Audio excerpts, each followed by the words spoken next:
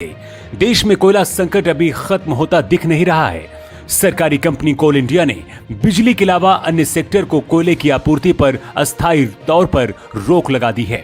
इससे समझा जा सकता है कि हालात कितने गंभीर हैं।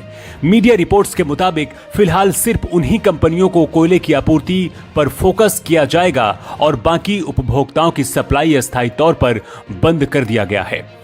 कई दिनों से कुछ राज्य सरकारें दावा कर रही थी कि कई बिजली प्लांट्स के पास कोयले का स्टॉक नहीं बचा है, जिसकी वजह से बिजली की कटौती की स्थिति पैदा हो रही है। सबसे ज्यादा दिल्ली सरकार परेशान है, जो पिछले हफ्ते भर से लगातार 1 या 2 दिनों का ही कोयला बचे होने का दावा कर रही है।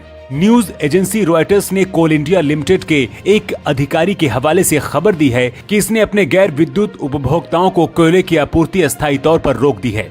बता दें कि भारतीय बिजली कंपनियां इस वक्त भयंकर कोयला संकट से जूझ रही हैं, जिसकी वजह से विद्युत का उत्पादन प्रभावित हो रहा है। सार्वजनिक क्षेत्र की कंपनी कोल इंडिया लिमिटेड दुनिया की सबसे बड़ी कोयला खनन कंपनी है। कोल इंडिया की इस योजना से जुड़े सूत्र के हवाले से रॉयटर्स ने कहा है कि स्टॉक में स्थिरता बहाल होने तक बिजली संयंत्रों को आपूर्ति में अस्थायी प्राथमिकता है। इससे पहले गुरुवार को ही कोयला मंत्री प्रहलाद जोशी ने कहा था कि कुछ कोयला खदान बंद होने और कुछ में मानसून के चलते पानी भरे होने की वजह से संकट पैदा हुआ है। उन्होंने कहा था कि घबराने की जरूरत नहीं है और स्थिति बेहतर हो रही है। मौजूदा हालात को लेकर उन्होंने कहा था कि हम अब सुधार देख रहे हैं। उन्होंने कोयला संकट पर CCL और ECL से भी चर्चा की है। जानकर आपको हैरानी होगी कि भारत दुनिया का दूसरा सबसे बड़ा कोयला उत्पादक देश है, जिसके पास दुनिया का चौथा सबसे बड़ा कोयला भंडार भी है। ऐसे में कोयला संकट की स्थिति यहां पर चिंताजनक है।